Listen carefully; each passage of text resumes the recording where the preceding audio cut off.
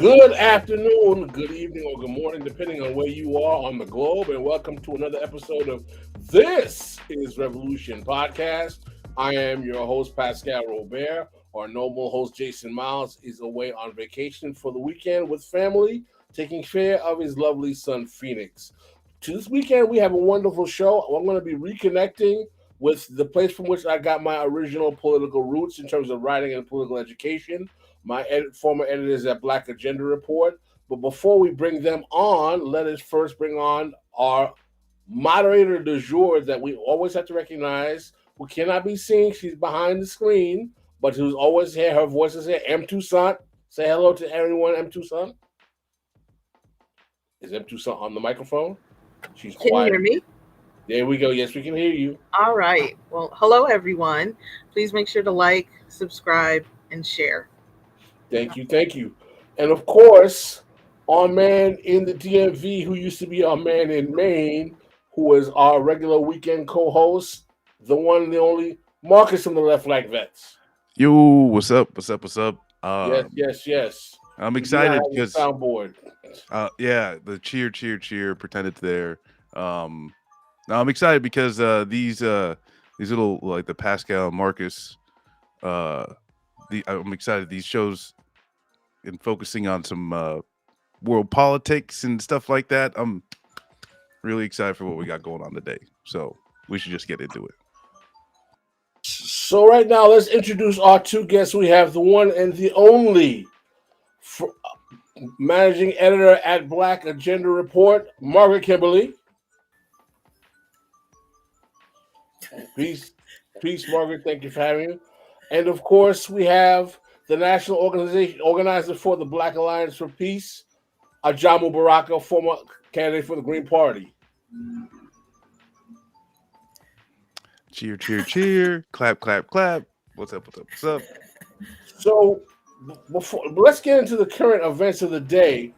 What exactly do we see on the ground right now in terms of the state of the oppositional politics we're seeing in Latin America and South America that are challenging the political status quo, since most of the Western world is stuck in this kind of dynamic worried about the reactionary right? John, I know you have inside baseball in terms of what we're seeing on the ground in Colombia because you're close up in front to the current winning vice presidential candidate. What exactly is the state of the radical left in those spheres of engagement?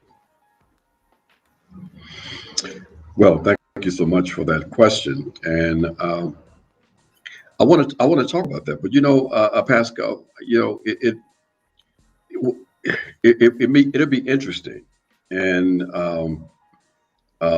because we know we only have a few minutes with Margaret, for us to maybe perhaps consider talking about what these events mean in terms of the work in the United States of America and the domestic agenda and the domestic political environment. And we could definitely make those connections because, of course, in the Black Agenda Report, the publication that Margaret is the publisher and the boss of, we cover all of that. So, I've touched on very quickly that there are significant changes taking place in Latin America. But an understanding of those changes, I think, will be even more enlightening when we take a look at what they mean in the U.S. Like, for example, the failed Summit of the Americas that took place a few weeks ago. That is a reflection of the slippage of the ability of the U.S. to impose its will on politics in our region. We say our region because we want to assert the fact that we are part of the Americas. Even so-called progressives tend to forget that, and sometimes take on the point of view of the bourgeois hegemon in looking at events in our region, both in the Caribbean and in so-called Latin America. So, we were involved in working with the summit. So I wanted to switch over, and this is your show, and defer to Margaret. I think that's perfect because As you pointed out, the Summit of Americas, and I think we've probably all discussed this, of where President of Mexico AMLO said in solidarity with Cuba, Venezuela, and Nicaragua, and choosing to not go, but also having the Summit for the People, which I know that Margaret, you were a large part of. So maybe kind of even describe about how those connections are being made through now the international community within the Americas to kind of fight back against American hegemony. Thanks very much. I was not in Los Angeles for the summit, but I think it's a great place to start our conversation.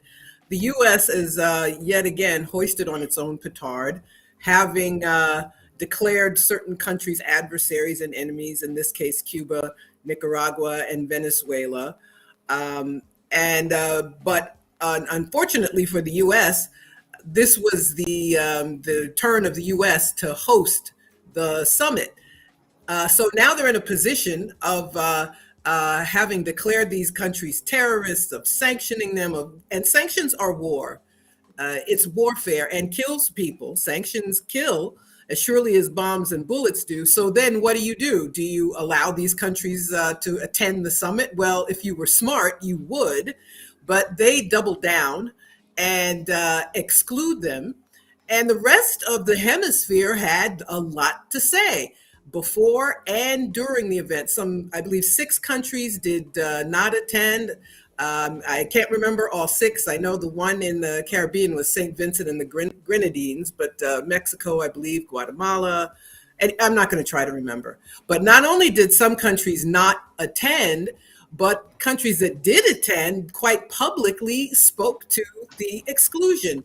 And journalists, the people who do the real work of journalism, asked about it, asked the Secretary of State about it, asked the man who is the chief puppet of the U.S., the Organization of American States guy. I don't like him, so I can't remember. Malgrath, thank you. There was a People's Summit. Black Alliance for Peace was one of the organizations that attended. And I think it was a great opportunity for people to, as Ajamu touched on, to see themselves as part of a worldwide struggle. I think that's something that people in this country have to learn, to be not only in solidarity rhetorically with people around the world, but to be active with people around the world and to see what we have a lot to learn from people in other countries. You talked, Pascal, about the new Colombian vice president, Francia Marquez. Well, she didn't spring from nowhere, and she's not like Kamala Harris. She is the product of a very strong movement that's been in place for many years and has achieved great things. So these are things that we can all learn from. We can learn from Ecuador, where a mostly indigenous mass movement shut down the country. There was a general strike for several weeks, and they won many of their demands. So I think it's very important for us to see ourselves as a part of this, not just this hemisphere, but of the entire world. These international connections are very important. Oh, Pascal, you're muted. At least I can't. Margaret, you're absolutely correct in terms of the importance of making those international connections. I just had a bit of a technical issue.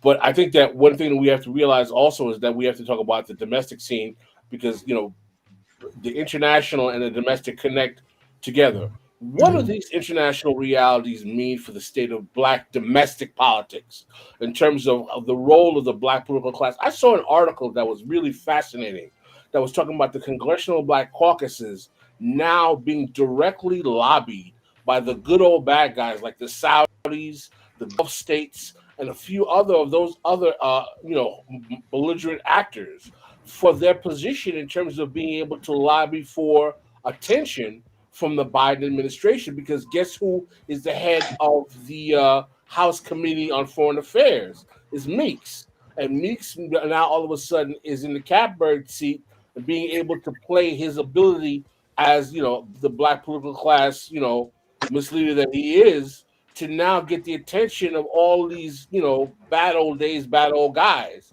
So how exactly does the Black political class in the current domestic politics interface not only with the current state domestically of Black politics, but some of these international issues as well? Well, the Black political class does what it was set up to do, to put to give buy-in to the larger ruling class, the oligarchy, in this case, the Democratic Party establishment, and to help them make the case for all of the wrongdoing they commit around in this country and around the world. So domestically, how does that work? So James Clyburn, who we're told is some kind of kingmaker, which is pretty funny, he gets more money from Big Pharma than any other member of Congress. That is an example of what they do domestically. Congressman Gregory Meeks, whose district is here in New York and Queens, is currently chair of the Foreign Affairs Committee. He's a person who's not particularly astute or smart, but that works to their advantage. He just does what he's told. So he's running back and forth to Ukraine saying Slava Ukraine, the slogan of the Ukrainian fascists. But I want to talk about this Russian malign influence legislation that he sponsored. And it's a law which requires the U.S. government to study Russia's influence, not just on the African continent, but in the African diaspora. So that means us. That means all of us sitting here and others.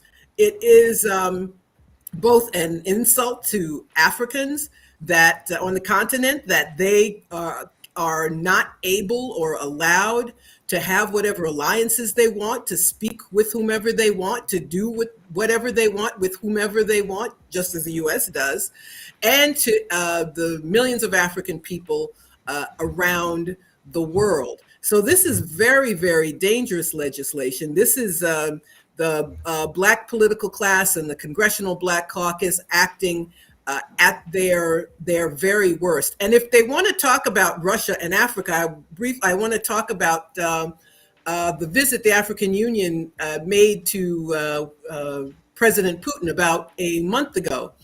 When the Ukraine crisis began and they kicked Russia out of the SWIFT system, the currency messaging system, African countries could not pay for the grain they get from Russia, from the fertilizer they get from Russia. And this is quite, for obvious reasons, a problem for them. Now, it's part of a wider phenomenon where the effort to hurt Russia has hurt countries all over the world. People are being impoverished. Europeans have hurt themselves. The U.S. has hurt itself. But the U.S. has the nerve to say that Russia can't be in the SWIFT system, which hurts African countries, and then turn around and talk about malign Russian influence in Africa.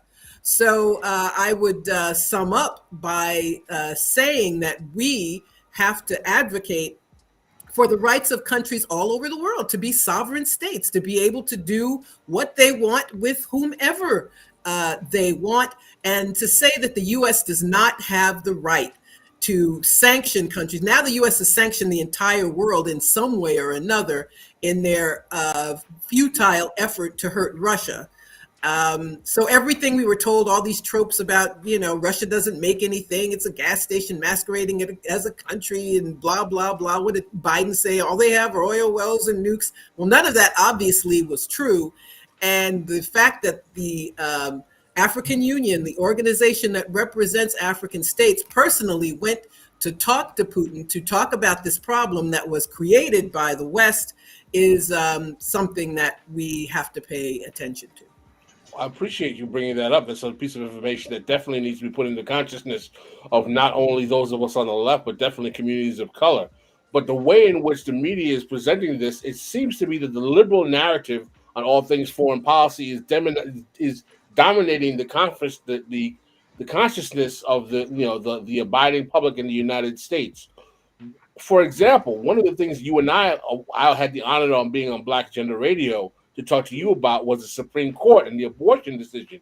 We're seeing the liberal framing about the Supreme Court giving exegesis to this belief that somehow we have to circle the wagons around these Democratic candidates. What exactly should be the posture of the revolutionary Black left? What is your position to those who say that we aid in the bet in the rise of these reactionary court decisions because of our unwillingness to engage in some kind of popular front unification with the Democrats, if that is our position? I'd like to hear your analysis and break that down. I know we talked about that briefly, but I'd like to hear what your thoughts are.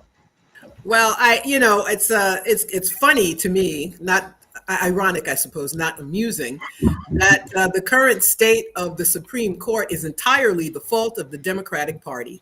And they have told people over the years, even if you don't like us, you've got to vote for Democrats and protect the federal judiciary. And millions of people vote for Democrats for that reason, only for that reason. They go along with the lesser evilism argument. But what did the Democrats do? They gave up state legislatures to Republicans. They stood down. When Obama was in the White House, Democrats lost 1,000 seats across the country. Obama himself, he campaigned saying he would codify Roe v. Wade and pass legislation to protect it.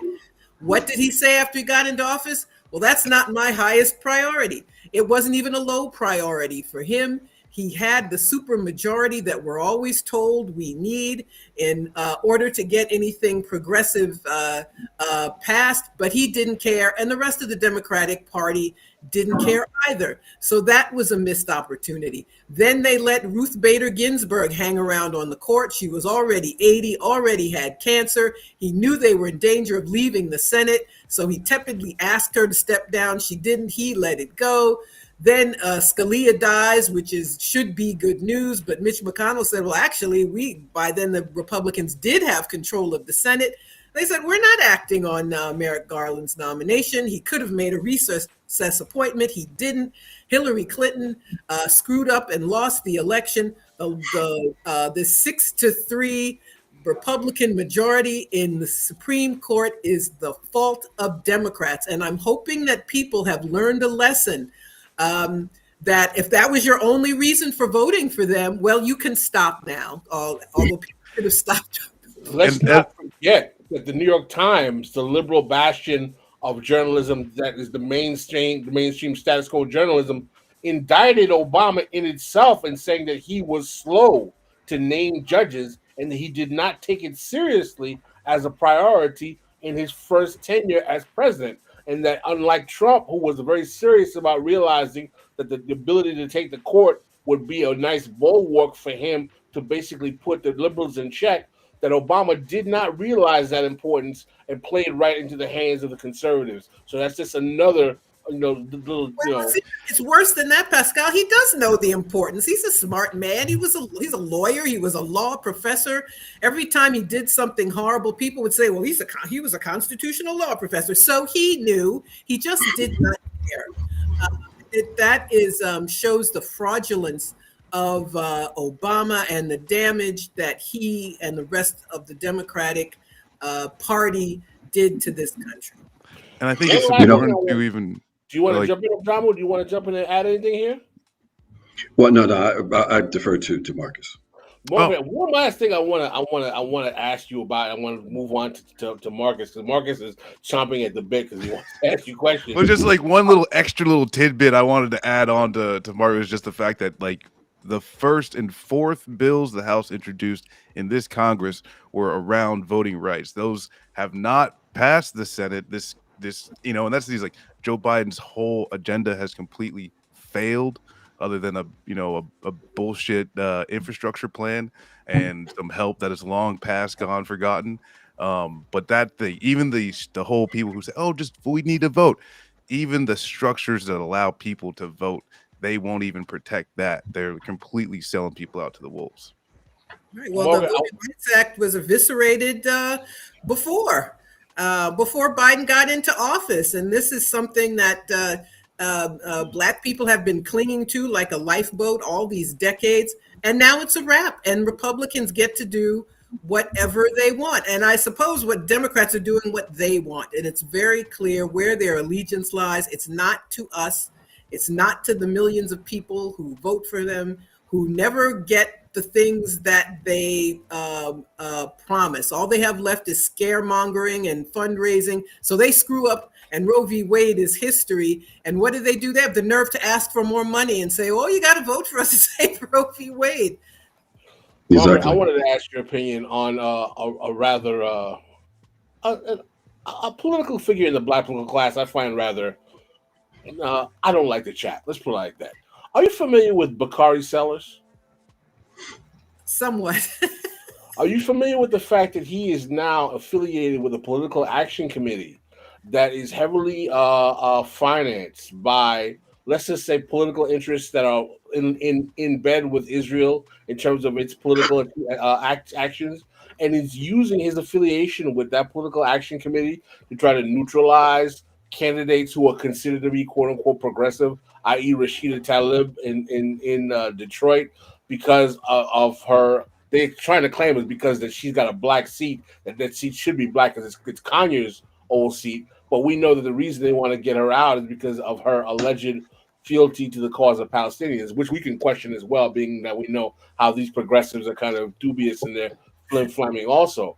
But do you have any thoughts on gentleman Bakari and his affiliation with this political action committee, and how the black political class and its traditional acolytes are being used to really bring the guns out for the quote-unquote so-called progressives to their left? Well, Sellers is doing. He's more obvious at doing what the rest of them do. It's selling the rest of us out, and they need these people. Occasionally, they need somebody to be as obvious as Sellers is being in working with these Zionist lobby groups. But you touched on something else about Rashida Tlaib and what she does and doesn't do for Palestine, and the other progressives don't do. They're progressives in name only, domestically, internationally. So I kind of think it's amusing that they're amassing all this money to keep people in line who are already in line. You already have a system set up which keeps true progressives from getting into office, which keeps those who may genuinely have a progressive ideology from actually accomplishing anything, because none of them are really revolutionaries, and that's what you would have to be in order to subvert these forces in congressional leadership. But I don't want to spend too much time talking about people like him. He's a representative of very rich people who already control politics. And every now and then they just, it's like a reminder that they're telling you they're the ones in charge. And they will use a Bakari Sellers or someone like him. Ajamu, do you have anything you want to add?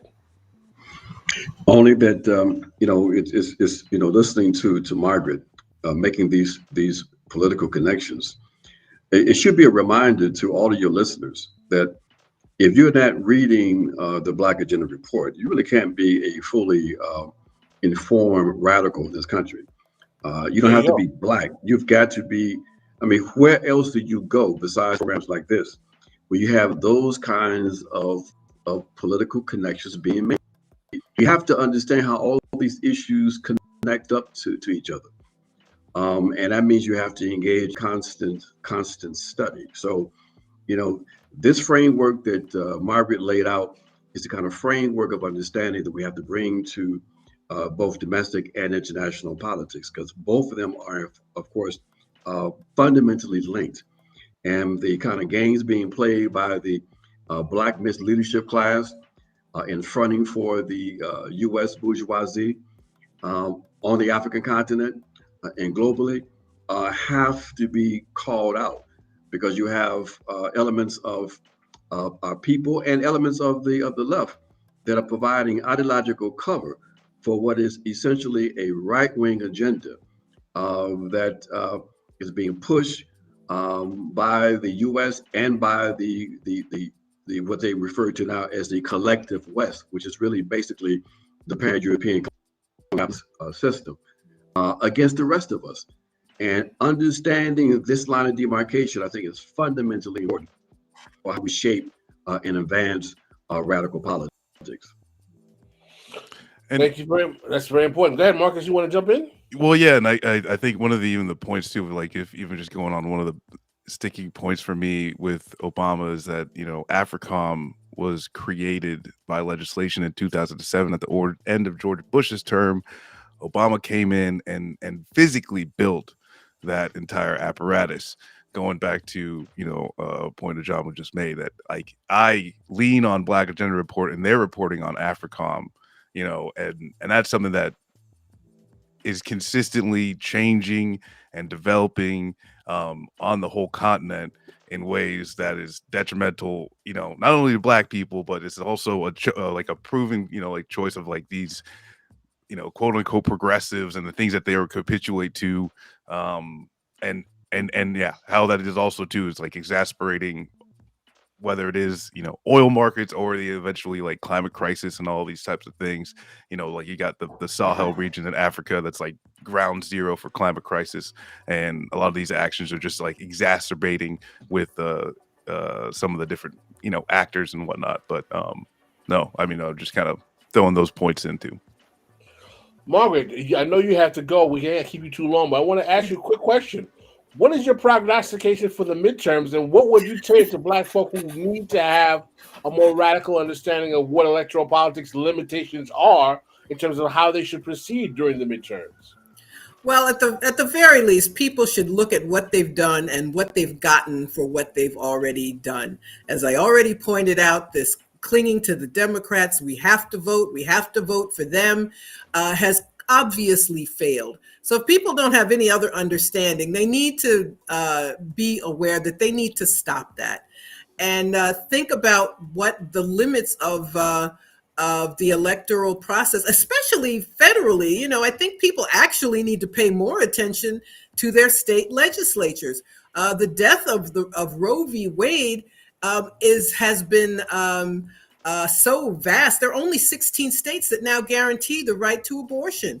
And the rest of them either have made it illegal or called it into question. And that is the fault of the Democratic Party for just letting the Republicans get these seats.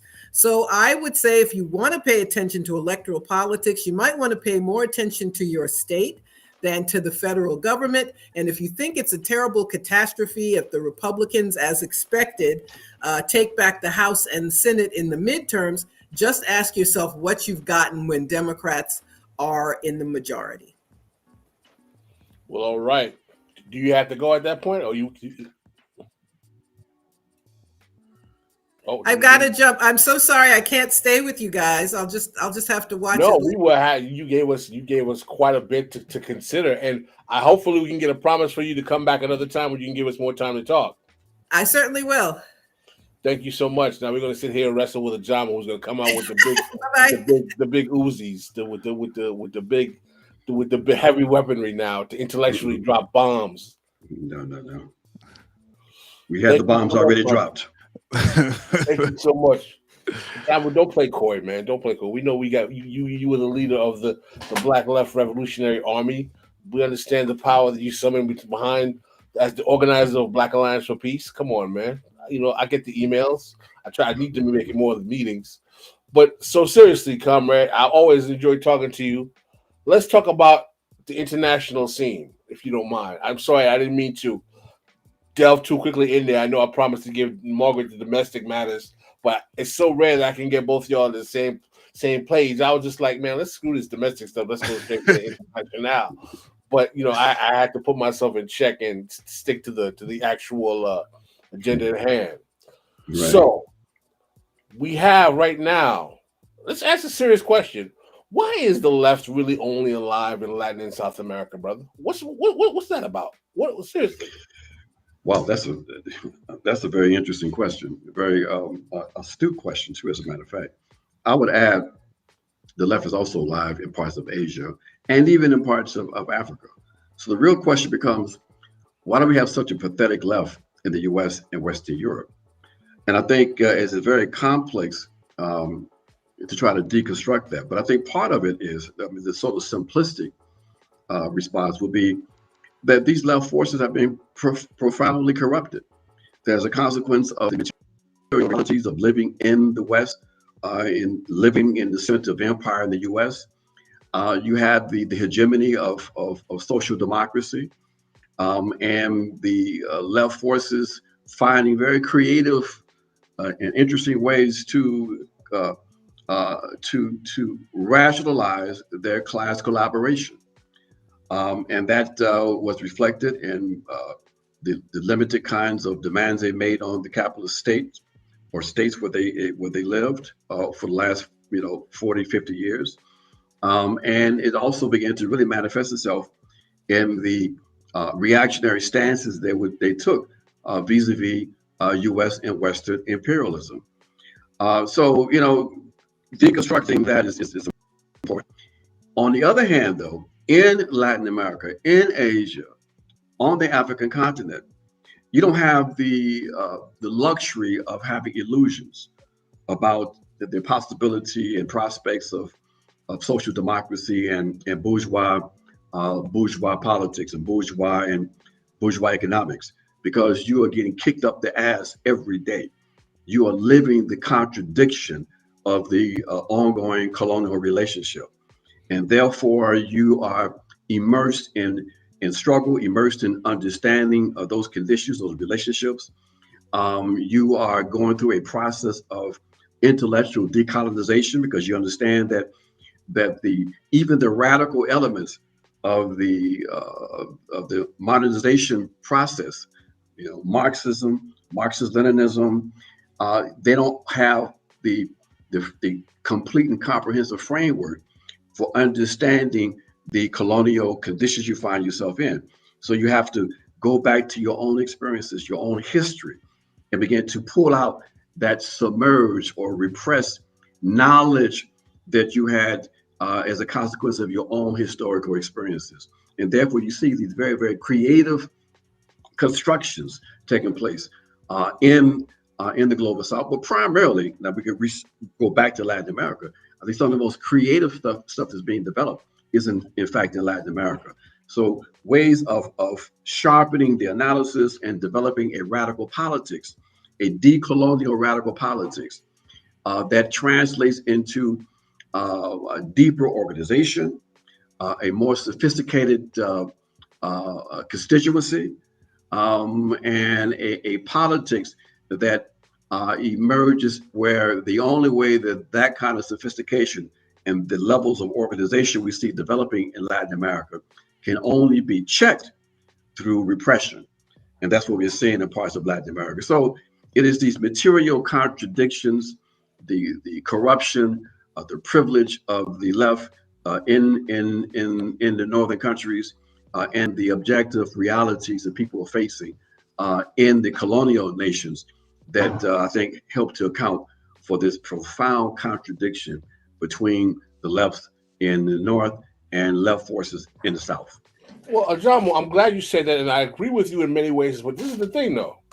We have seen through the post-colonial history, we've seen through this not only the actual political works, the prognostications of people like Kwame Nkrumah, Fanon, Amilcar Cabral, that these revolutions will face internal betrayal by collaborator and comprador classes that will always seek to be at the behest of the same Western imperial powers and become counter-revolutionary forces in their stead. At the same time, I agree with you that in the global South, you cannot be deluded by the niceties of capital in your politics, because you're dealing about whether or not you can eat or not, quite frankly. So those delusions become, and those contradictions become clear. What has been the consequence of the revolutionary activities that we've seen over the last 60 years, post-World War II, going back in the 60s, we're constantly internally amongst our cadre coming from these revolutionary movements, develop these compradors and collaborators who have undermined the movement of the people, who've come to a point where they are collaborating with the forces of counterinsurgency and taking us back 2 steps when we make 1 step forward. How do we deal with these contradictions when we talk about the fact that, yes, let us say that the Global South may be the center or the fulcrum of revolutionary activity in terms of radical politics, but at the same time, what is the fruit that bears from these post-colonial movements when so many of these governments end up becoming cannibalized by compradors, collaborators, and counter-revolutionary forces? Mhm.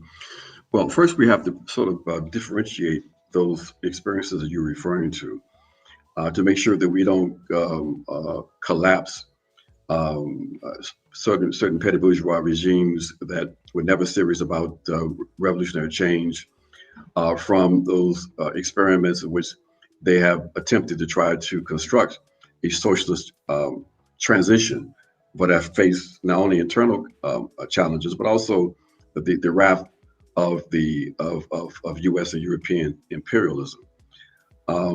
Because we have to make those differentiations because we have to then look specifically at the conditions in those national contexts. For example, we understand what has been the impact of more than 60 years of embargo against Cuba. We have to understand the attempts to undermine and subvert the experiment in Venezuela and in Nicaragua, for example. We understand what the U.S. is attempting to do in other parts of Latin America. You have, sort of social democratic governments emerging. They have nominal control state and attempting to try to address some of the material needs of their people. But then you have on the African continent, for example, a number of states that started off being committed to a socialist transformation, like in Angola and Mozambique. The promises of some elements included the ANC in South Africa, Algeria, and then you see that they basically were derailed themselves, and they provide a very interesting kind of a frame to really look at and see what happened in terms of the class forces, class struggle, the ideological orientations of those movements. So we got to make those kinds of distinctions. And we stay with Africa, for example. One could argue that some of these attempts just weren't that serious in terms of their ability to deepen their process. You have a petty bourgeois intelligentsia, many of them educated in the West, committed to decolonization, if you will. They came back to their countries. They embraced certain aspects of radical thought, including Marxism. But there were some cultural challenges and even ideological challenges that resulted in not being able to deepen the processes in such a way where the process was embraced by the people, and the people became the protagonists, if you will, of their own liberation.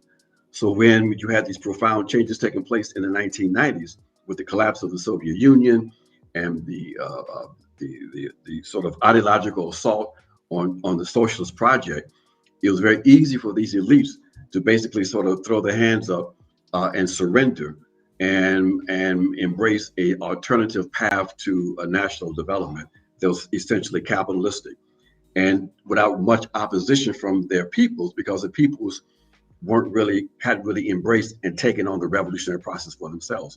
You couldn't do that in places like Cuba, for example, because the process was so deep that if the leadership would have deviated too far from where the people understood they had to go as a project, then you would have real serious internal contradictions and struggles. So, it's a complicated question, a complicated challenge, because we are dealing with, a situation where we had these nations attempting to survive in a world still controlled by international capital.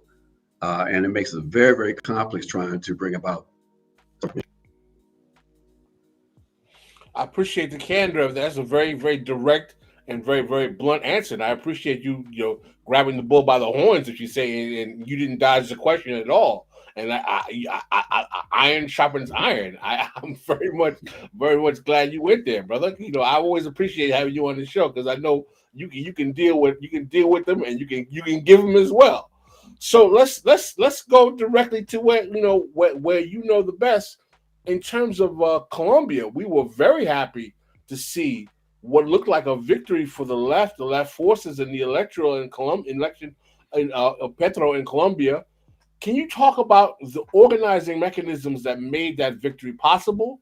What distinguishes that reality from the American electoral system, and what we can take as lessons as what we may need to implement here to try to make a real left electoral victory possible, if you will? Thank you so much. Yeah, it's a lot of lessons, but of course, very, very different conditions. And as Margaret said before she left, it's important for people to understand two things. One, that the Francia Marquez and her campaign, and then the victory of the historical pact, it didn't just drop out of the sky. That this came out of a processes of deep organizing in Colombia, years of political struggle, and a strategy that understood that, I think a fairly sophisticated strategy that understood that there were spaces that could be attained within the electoral process at different levels of the state, but that this had to be seen as just part of a strategy for the accumulation of power that goes beyond the electoral process. In other words, the same thing that some of us have been arguing for in this country for years. So basically, if participating in the parliamentary or electoral process in your particular state, your particular nation state, is the end all and be all of your politics, that's basically objectively reactionary. You're not going to transform. You're not going to even gain full control of the state. You're not going to be able to defeat the state. And we understand that in order for us to have a successful socialist transition, a socialist transformation, we've got to defeat the capitalist state. Okay, you're not going to do that through the electoral process. You can gain spaces, you can expand your power, but you have to have a process of dual power construction. But you have to have dual power and contending power. It's not just about, as some people are advocating, that you build just dual power or non-state power, and that's going to be all right. You're not going to be in confrontation with the state at some point. No, if you want full transformation, you have to understand that that's going to require a defeat of the capitalist state. So the lessons we learned is that these processes take time, that you have to have deep organization. And what you're going to see in Colombia is that because these are not candidates who just come in the candidate center sort of framework where you have these bourgeois candidates coming to the people saying, elect me and I'll set you free. Now, these candidates are connected to real constituencies, real organizations. Francia, for example, is the product of the Black community process in this country, in Colombia. I'm sitting in Colombia right now. She's a lawyer now, but she didn't go to law school until she was in her 30s. Okay, her political development, her organizational skills, everything was nurtured, cultivated in the internal processes of peace. And that's what we see as somewhat of a difference, because see, one of the things that drives me absolutely crazy is this notion in the US among so-called progressives or radicals and revolutionaries who talk about what our people can't understand, what our people would be scared of, and so you can't talk to them about capitalism. You can't name the enemy. You can't talk to them about a vision that goes beyond capitalism, talk about socialism. That our people wouldn't understand that bullshit. I'm glad I can say that on this program. Go for it, man. Because basically, and this is not just in Colombia, but across the global South, you have movements, organizations that understand what people can learn when you basically engage in a process of dialogue, of collective learning. Okay, that people are very sophisticated, that you develop your own internal intelligentsia or organic intellectuals, if you will. All right. So you have in Colombia, you have the mid-level cadres, who can break down imperialism and capitalism and political economy and philosophy. I mean, like you see a graduate course in the US. And these people who never stepped foot in a classroom. Okay. But then you talk to folks in the US and they talk about, people that they can understand, and we got to break it down. Oh yeah, of course you break certain things down. You have a language that's accessible. Okay. But when people talk about what the people aren't really ready for, it ain't that the people ain't ready for it. You ain't ready for it. Okay. You ain't doing no organizing. When you look at a place like, for example, Bolivia, when the U.S. helped to engineer that coup that stopped Evo Morales for a while, what stopped him serving out his administration. What is his base? His organizing base, his base of support in that country. It wasn't, and it's not the movement for social justice or the movement for democracy. His base, his peasant and campesino base, indigenous base, is the movement for socialism. So if you could have that kind of clear politics in Bolivia, why can't we have that in North America? We don't have it. Why? Because we don't have people who are really grounded in organizing, who have the cultural skills to be able to really develop people in that way. The layer of leadership in most of these organizations is basically petty bourgeois, and they have not done what Cabral has, informed us. What has to happen is if you're part of the petty bourgeoisie, if you elevate from the working class into the petty bourgeoisie, you got to commit class suicide. Okay, so this is the issue, the challenge we face, in my opinion, in North America. These are the kind of lessons we learned from the global South, where the center of revolutionary politics now exists. Not in the North, not among these folks with this fantasy about white boys leading a proletarian revolution in the U.S. It ain't gonna happen. Okay, when the revolutionary process intensifies in the U.S., it will be black and brown led, and don't let anybody tell you otherwise. Ajamu, can you let me ask you a question about that, Ajamu? Let me ask you a question. Do you think that we are fetishizing and essentializing the revolutionary capacity of black and brown people in light of the fact that in our 50 plus year counter-revolution, we've seen many quote unquote radical revolutionary former comrades become worse than compradors? And should we go with the mantra that there's something particularly revolutionary about the essence of blackness or brownness that makes it more willing to be the vanguard of the revolution than anyone else? Are there material conditions that make that the case? Are we going to argue that this is some kind of magical genetic feat that makes that the case? Yeah, no, I think there's material reality. I think when we talk about class, we talk about the African working class, the African Latino working class. We are talking about the most oppressed and most exploited workers in the country.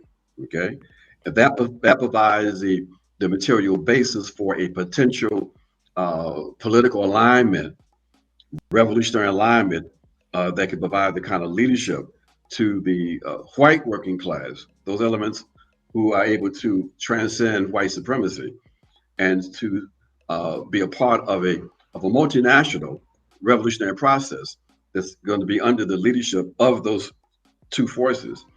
That provides the material base for that. So it's still this intersection between the national question and class. That basically, it has to be both, and that is the basis. We don't ascribe to any kind of magical processes. We can't afford that. We don't have that luxury. We can't engage in sort of an ideological fantasy in terms of what the conditions really are. We have to have an analysis, a sober analysis that will help us to understand both the potential advantages and the contradictions we face as a revolutionary movement, and be absolutely honest about that. I love I love getting engaged with you in the finer details. I'm going to ask you a question. And you're a longtime radical revolutionary brother. In the last 5 to 10 years, we've seen a rising phenomenon of the quote unquote democratic socialist faction of the left. They may call themselves progressives, leftists, or so on. The DSA types that have come about largely out of Occupy Wall Street and the Bernie Sanders phenomenon. Now, some will argue that this provided an ideological capacity to expand the concept of socialism and challenging capitalism and even imperialism to a larger coterie of Americans who normally would have been dead to such politics. Largely, some would argue they were mostly middle class white folk and they did not penetrate black and brown communities. Do you believe that the development of that political phenomenon was a political asset for those who may have more revolutionary left politics? Or do you think it's an obstacle in its capacity to bring forth the kind of transformative politics that are necessary to challenge the status quo? And is there a capacity to bridge the gap between these two factions, or is that something that is beyond the pale? First, let me say that the gap that may be between these forces and what is developing or what can emerge with this kind of coalition that I just described. That of course can and will happen. But to go back to your question, the first part of it, whether or not this development should be perceived as a positive phenomenon, I've always been absolutely clear about that. Of course, it has been, and it was, because basically, what do we want as revolutionaries? We want to get access to the people. Why? We want to engage in the process of consciousness development and raising and deepen our organization. Okay, but we're in competition with the bourgeoisie, and so we can't get access. We can't get to through the bourgeois media. But what you have with this phenomenon of this whole Bernie Sanders thing was that for the first time you had a major candidate who was at least using these words, socialism. You had the emergence of this DSA that started talking about socialism and young people who are looking at this thing in a different kind of way. Now, I was never one of the ones that basically would poo-poo that, because the socialism that Bernie Sanders was advancing was some kind of view of this Nordic social democracy. Okay, my whole thing was, if you understand the challenge of the day, which is an ideological challenge, the ideological struggle, your responsibility then, if the Bernie Sanders socialism is not where you think it should be, then you build on that. Here you have millions of people being exposed to this idea of this concept for the first time in their lives. Okay, if it has limitations, build on that. Don't stand back in the margins with your little marginal ass organization that can't mobilize 100 people and talking about this represents a kind of block. No, you build on it if you're an organizer. The issue we have is that we don't have that many people who know how to organize. We have people who posture and pontificate and play at this thing. Okay, you're absolutely right. And I say this, and I know you've been a professional organizer. I got my political education from an organizer, Bruce Dixon. I am not an organizer. I am not trained in those skills. I've been trained by organizers, but I do realize an organizer when I see one. And one thing I say on this show, and Marcus can attest to this, Jason can attest to this, is that we have a left that does no organizing at all. And we have a left that is basically rooted in believing the fantasy of electoralism is going to save the day, when that has never worked. The only time electoralism has worked for any left in America is when it's following a movement of people who are willing to burn shit down in this country. And unless we have any type of organizing of people who are willing to do that, we will go nowhere.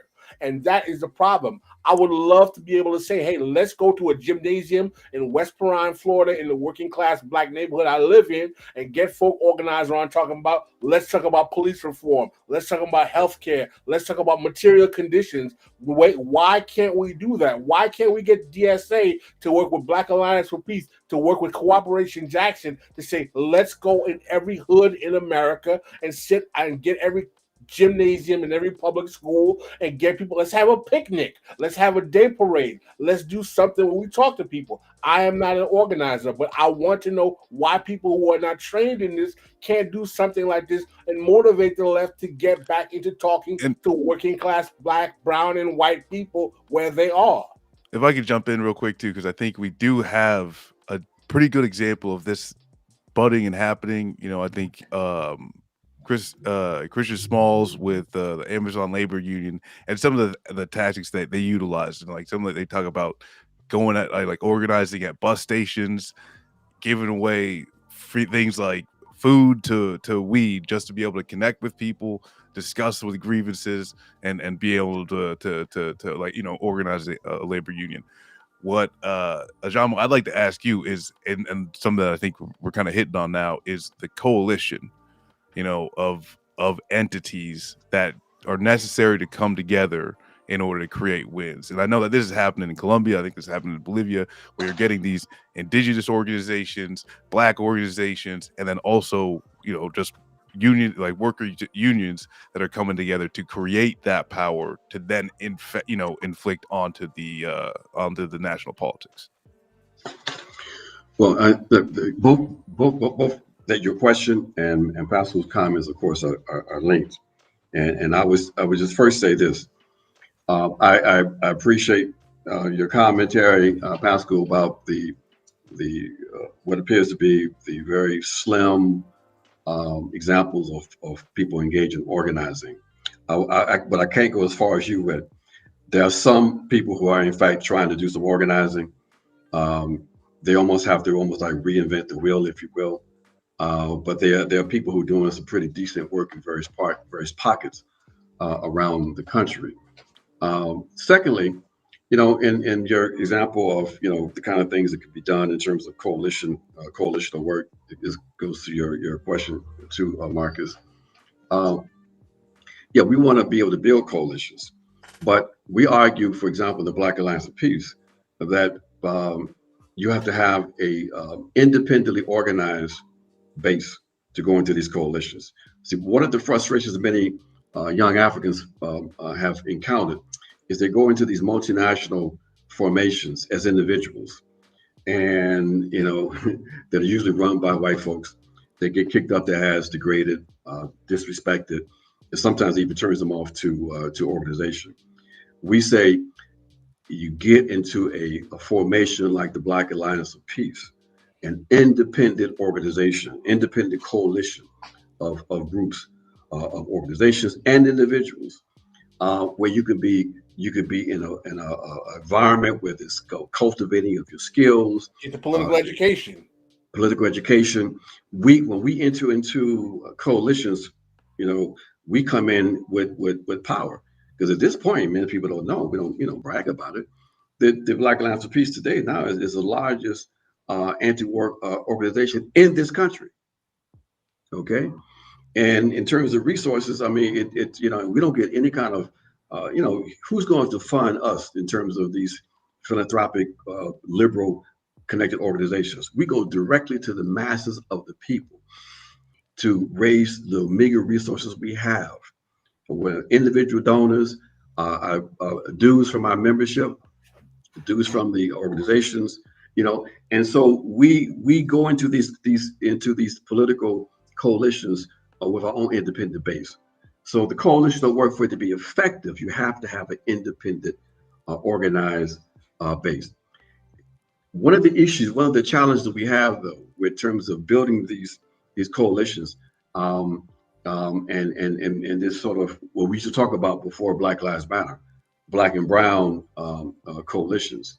Let me say something about that. Can I, real quick? Go ahead. Before Black Lives Matter, and I'm gonna make this connection. People might not like it.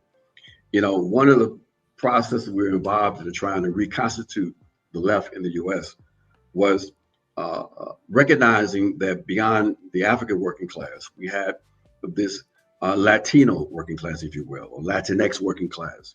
Okay, so we based in the South. The Latinx are working class in the South and in the Southwest. And so the challenge we had was, how do we build how do we build connections? How do we build more effective work? Part of that was culminated in 2006. You remember 2006, May Day, when thousands of people came out on May Day, where in places like Atlanta, we built a black-brown coalition and turned out 80,000 people for that. And the response from the state in 2006 was massive repression directed at Latinos, because that kind of coalition was too powerful for them to deal with. Okay, so but we continue with trying to build this thing. The rise of Black Lives Matter, that conversation, those struggles we were engaging in, because you got to engage the struggles between Africans and Latinos or Latinx people. It basically ended because the focus became on this thing called, this exclusive focus on Black folks. Now, we all center African people, Black folks, okay? But not to the detriment of building a anti-colonial opposition. What Bush was a petty bourgeois, and I hated. I didn't use the term, but identity politics, in which this petty bourgeois focus just on, and that ain't the Black work class, but on Black people. Became at one point it could have been seen as progressive, but it became a detriment. It became, in fact, reactionary. When you look at, for example, the George Floyd rebellions in 2020, as conservative as some of those things were, there was a possibility of a flip to take place. There'd be many people who came out in opposition to what happened to George Floyd. Now, of course, they were outraged by the images of watching this man being murdered.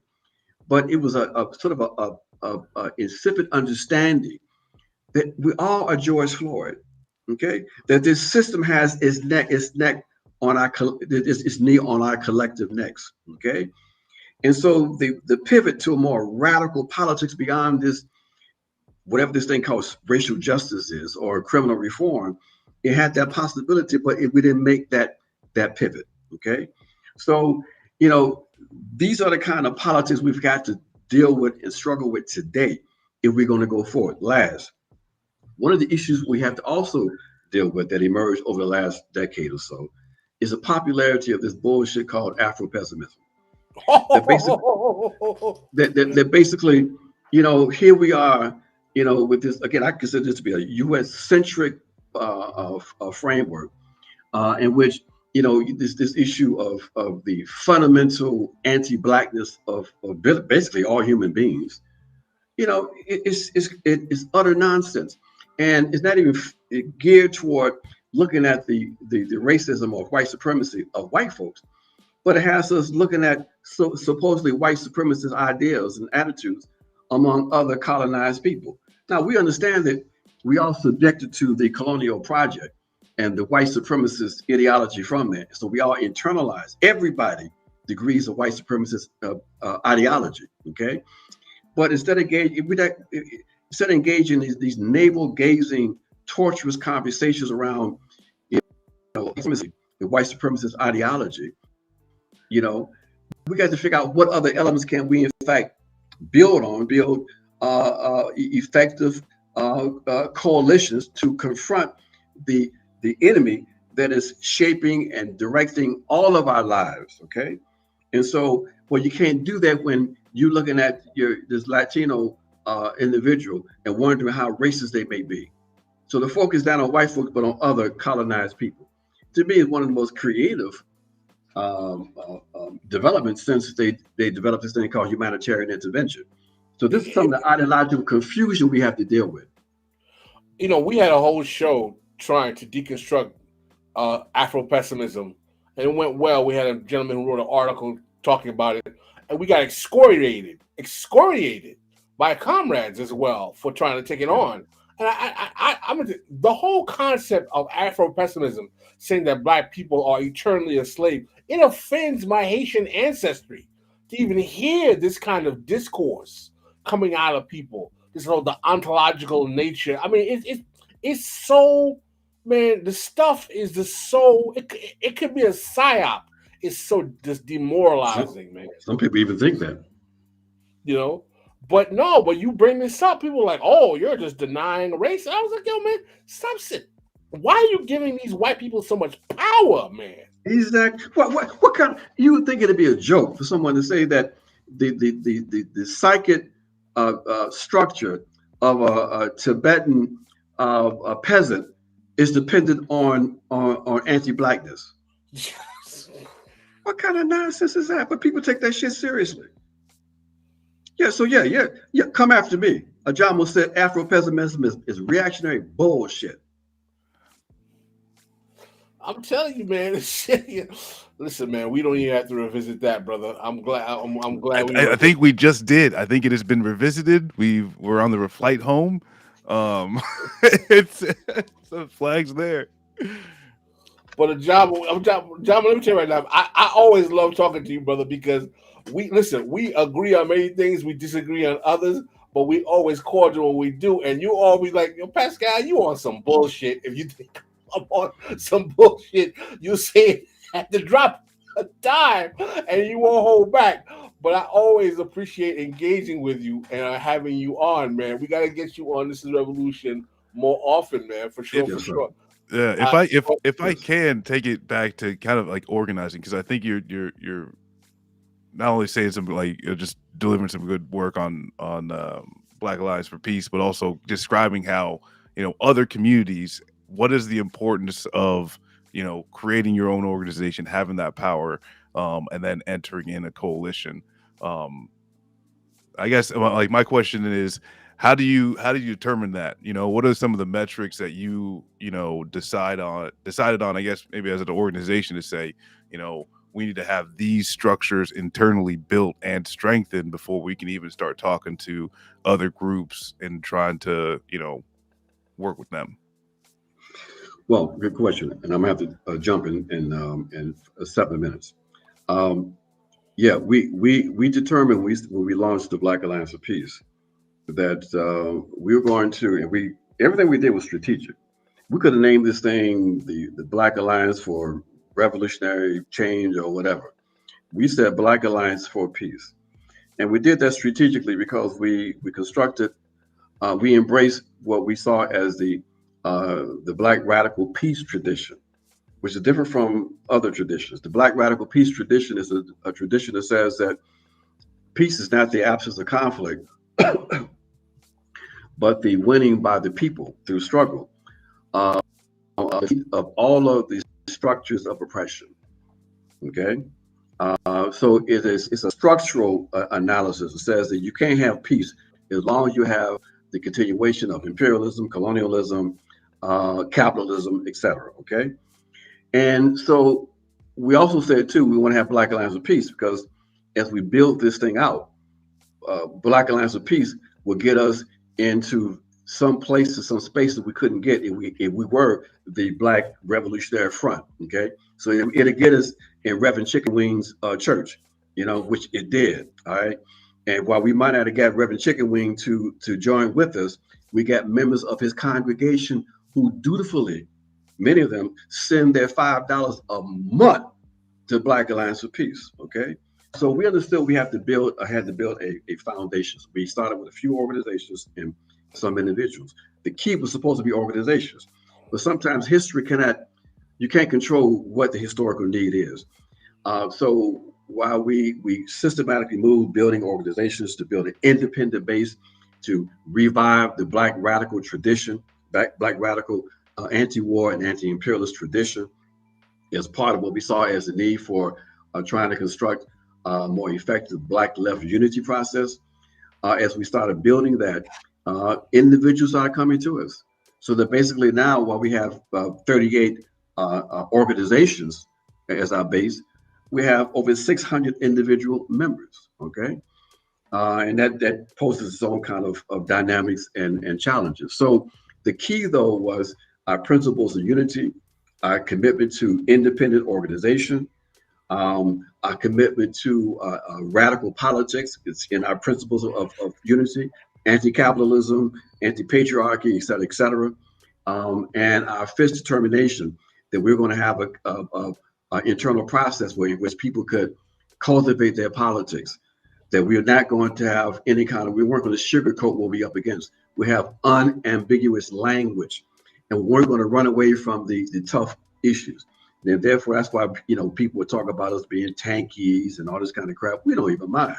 We don't care, And so that's the sort of the strategy that we use as we built this thing out over just 5 years, But, this here, you have this radical and important formation, but, we ain't getting you ain't seeing us on the covers of magazines and all this kind of stuff, because this isn't controlled opposition. This is real opposition. Well, let me tell you, Ajamu, after starting This is Revolution podcast, after coming on with Jason and doing this, I did two things. I did one thing. I realized that I had to be involved in political organizations, and I joined two, and I'm still a member of two. One was DSA, and the other was Black Alliance for Peace. And I've definitely not regretted my membership in Black Alliance for Peace. I need to be more active. I'm not as much as I should be. I'm trying to promote the show. Are you paying your dues? Are you paying your dues? I pay my dues. My dues are paid. I'm a dues-paying member. That is correct. It's like that's all you need. You're in good standing. You know what I'm saying? Your dues paid? All right. Hey, yo. Jason Miles. Yeah, speaking of paying dues. There's Jason Miles from Jason.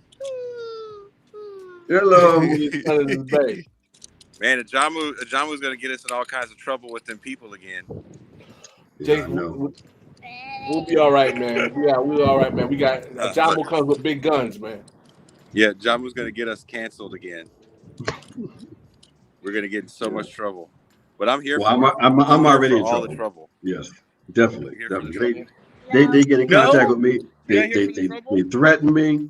All right, we got to go. They threaten you? All right, look, they threaten you? Yeah, I get all kind of death threats and stuff. Yeah, I don't talk about it. People? For what? From the Afro-pessimist people?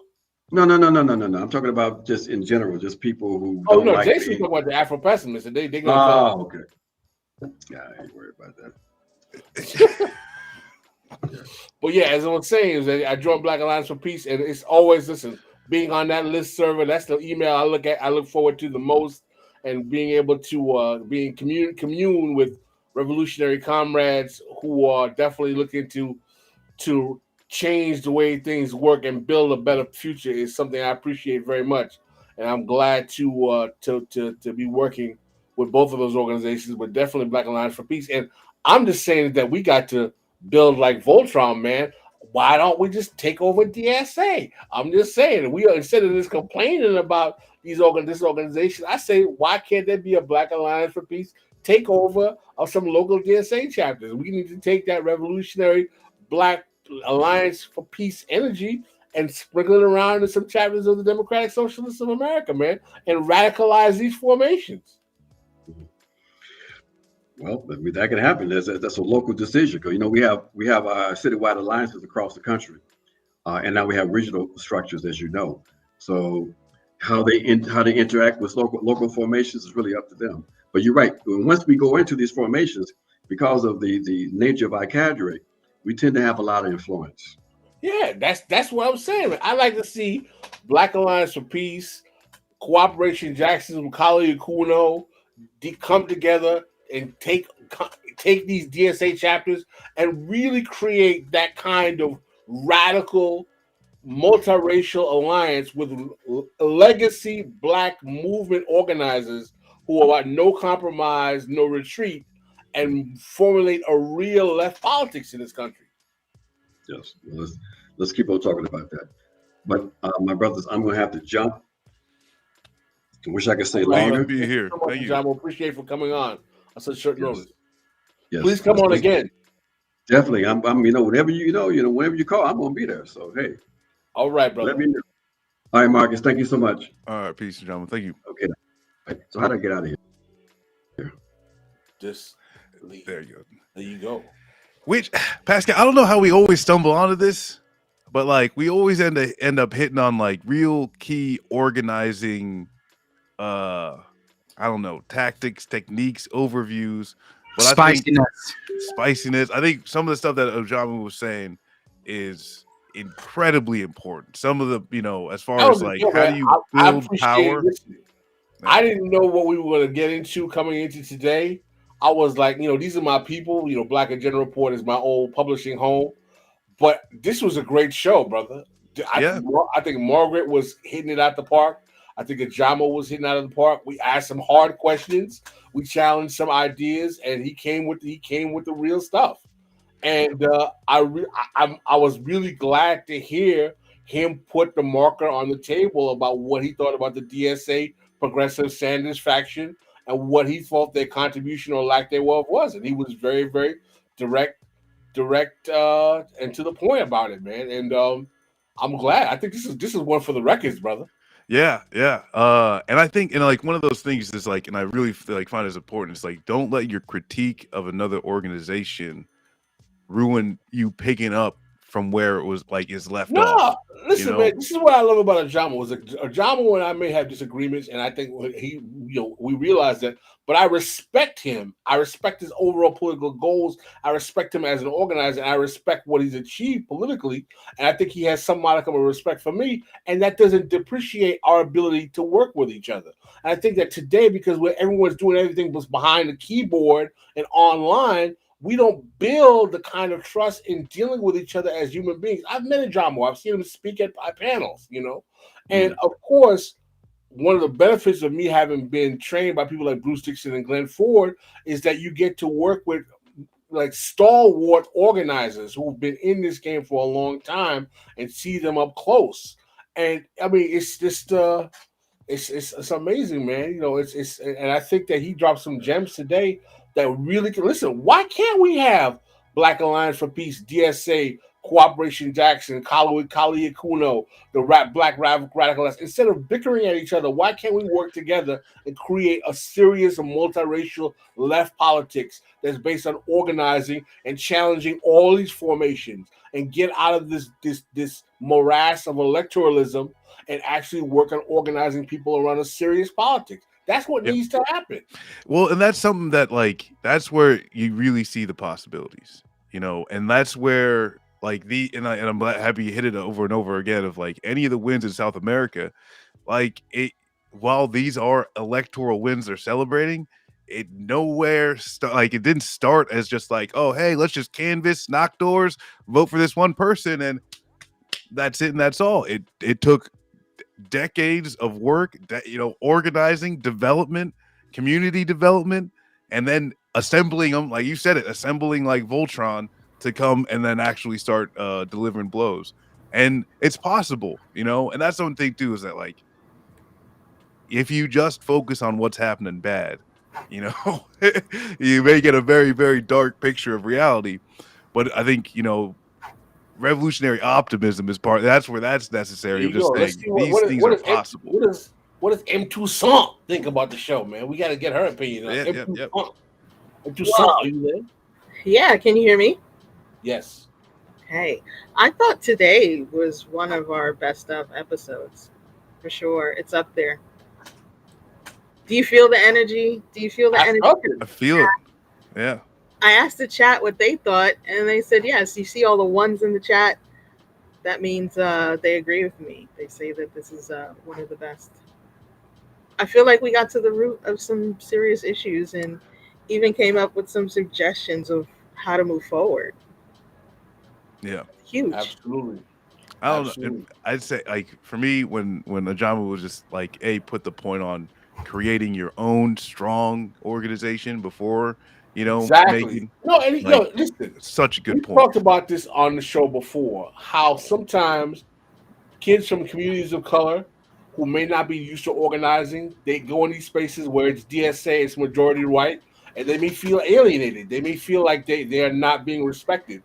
Why don't you get your political education in a Black Alliance for Peace or Cooperation Jackson if you feel you need to have more ethnic bona fides or cooperation with people who are from your community that can bolster your kind of security in your Black political education as well as your political education overall, give you the skills where you can now move into a multiracial faction, a coalition, and build a multiracial coalition. Because I can understand in seeing in organizations in DSA, in dealing with people who come out of the Democratic Socialist kind of Sanders faction, I see how some people may perceive them as being racially tone deaf. how certain publications like Jacobin may seem like they, for some folk, that they are not quote unquote in line with their understanding of race. But we've got to get over that. We've got to engage each other with all of our issues and baggage and come to a place where we don't make our disagreements become obstacles to us working politically. And we have to understand when we don't have the worst intentions for each other. None of us want to be either perceived as or either be closet racist. And if we do, we should be called out about it. And we should be able to come together with a language and a politics where we are challenging the status quo without trying to step on each other's toes. None of us are powerful enough to be acting like we get it all right. Yeah, no, and I mean, I agree 100%. And that's something that's like, if you and that I think there's one to have an understanding of where we're going. There needs to be each organization or any coalition, like you need to have a concrete, solid, diamond solid understanding of where you are going. What are the goals? What is the of this organization, and then making sure that you have that understanding that it's like, if there are people wearing your same uniform and marching in the same direction, you cannot treat them like enemies and shit, right? Like, there's just ways you fucking deal with cadre that and Twitter and all this social media and shit like that. Like, you just got to dead that shit and be adults. But this is stuff that the concrete stuff is going to come in real life, working in real life. No, absolutely, man. This was another one. When you and me, Marcus, come together, we have these shows like Voltron, and Jason's always like, "Oh man, I missed this one." Yep, yeah. He popped in with Phoenix. I'm glad to see you having a good time. Jason, I'm glad to see you having a good time with Phoenix, man. Enjoy your time with your son. That's important, for sure. But no, this episode was definitely at the park. I think we can wrap it up because we can definitely I'm gonna leave it. Like, we didn't even really talk about the horrible week for prime ministers. Boris is leaving. Shinzo Abe We talked about Boris. Oh, okay. And then Sri Lanka, I don't know if you saw that the prime minister there just stepped down, I think, as we were going live and stuff. So things are happening across the world. Movements are happening. Get out in your community, people. Let's do this thing. So on Tuesday, we're going to have David Griscom coming on. He will be coming on as a guest on Tuesday. And on Thursday, we will have Dan Mello coming on as well. So we're going to have a fun-filled This is Revolution podcast for you throughout the weekend through the month of July. We're going to have some special guests trying to cook up for us coming on in August. We got someone in particular that I'm thinking about. We look forward to. I hope you guys enjoyed today's episode. And I think it's safe to say, Marcus, we are out.